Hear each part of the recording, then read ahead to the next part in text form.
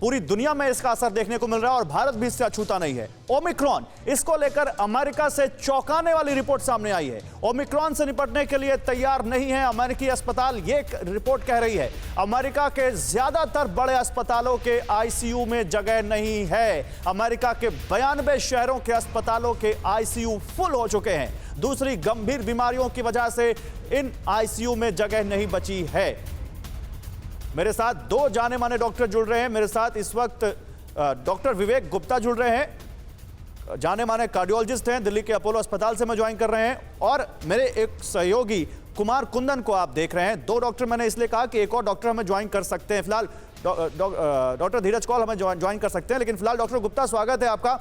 Doctor Gupta, Omicron को लेकर क्या एनालिसिस है सर? दिल्ली में तो केसेस आज भी देखने को मिले, अमेरिका में रिपोर्ट्स आ रही हैं कि वहां अस्पतालों में आईसीयू में जगह नहीं बच रही है। ये क्या आप लोग क्या पढ़ लिख रहे हैं, इसको लेकर क्या एनालिसिस कर रहे हैं आप लोग? डॉक्टर गुप्ता, आपकी स्क्रीन अनम्यूट कर लीजिए सर, म्यूट है। हाँ, मैंने कहा ये बहुत ही विचार विमर्श का दिन है। जब हमने परसों नीति आयोग से सुना कि 15 लाख केसेस आ सकते हैं, इसका अनुमान जो उन्होंने दिया, इसमें थोड़ा दहशत हुई है पूरे देश में।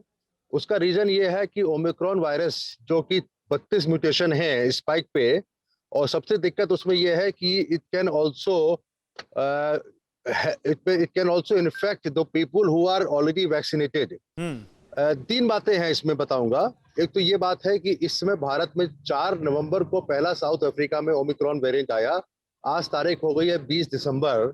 अभी तक जो भारत में नंबर ऑफ केसेस है 147 जरूर है, लेकिन मुझे लगता है कि इससे काफी ज्यादा होंगे। नहीं सर, केसेस बढ़ गए, 160 अराउंड रिपोर्टेड केसेस अभी आ रहे हैं। आप बोलिए। बायोजेनिक एनालिसिस हमारे यहाँ बहुत ज्यादा नहीं है, लेकिन अगर अब हमारे पास अमेरिका, जर्मनी, फ्रांस में 80,000 के आसपास केसेस पर डे आ रहे हैं, तो हमको लगता है कि हमारे यहाँ जैसे कि सोशल डिस्टेंसिंग और मास्किंग का उतना ज्यादा प्रयोग अब नहीं हो पा रहा है, बिकॉज इट्स कम्प्लीटली अनलॉकडाउन।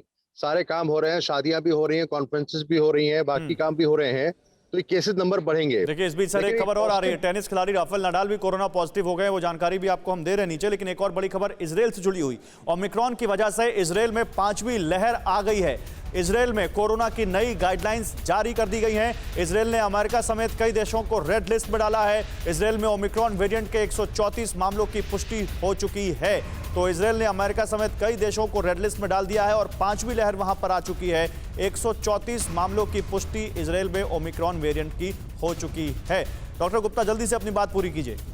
हाँ, मैं बात ये पूरी कर रहा था कि हमारे पास 2 बातें हैं। देखिए, जब सेकेंड वेव में हम लोग परेशान हुए थे अप्रैल, मई, जून में, उस समय टोटल नंबर ऑफ वैक्सीनेशन कम थे। अगर हम whatever said and done, vaccination will still help the people, may not be that completely, लेकिन उससे ज्यादा उतना नहीं करेगी।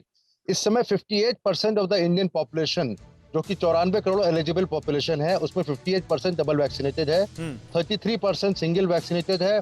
और सबसे ज्यादा इंपॉर्टेंट ये बात है कि नेचुरल इम्यूनिटी जो भारत के पब्लिक में इस समय 70 से 80% आबादी को ऑलरेडी इन्फेक्शन हो चुका है, जैसे कि सीरो सर्वेलेंस से पता लगा है। ठीक है। और तीसरी बात ये भी है कि अगर ये ओमिक्रॉन वायरस हाईली कॉन्टिजियस तो है, लेकिन इतना ज्यादा विरुलेंट नहीं है जैसा स्टेज पता लगी। लेकिन आप कह रहे हैं फ्रांस में हॉस्पिटलाइजेशन बढ़ रहा है, लेकिन डेथ रेट उतना ज्यादा नहीं है। नहीं, लेकिन फ्रांस हो गया, इंग्लैंड हो गया, सर अभी कई स्टडीज आई हैं जो कह रही हैं कि डेल्टा वेरिएंट के आसपास इसकी सीवियरिटी हो सकती है, जो कि और वैक्सीन की एफिकेसी क्योंकि अब लोगों में धीरे धीरे इसलिए कम हो रही है क्योंकि लंबा टाइम हो गया है, बूस्टर डोज की बात हो रही है, इसलिए इन दोनों चीजों को लेकर ये खतरनाक हो सकता है। मैं आता हूं आपके पास।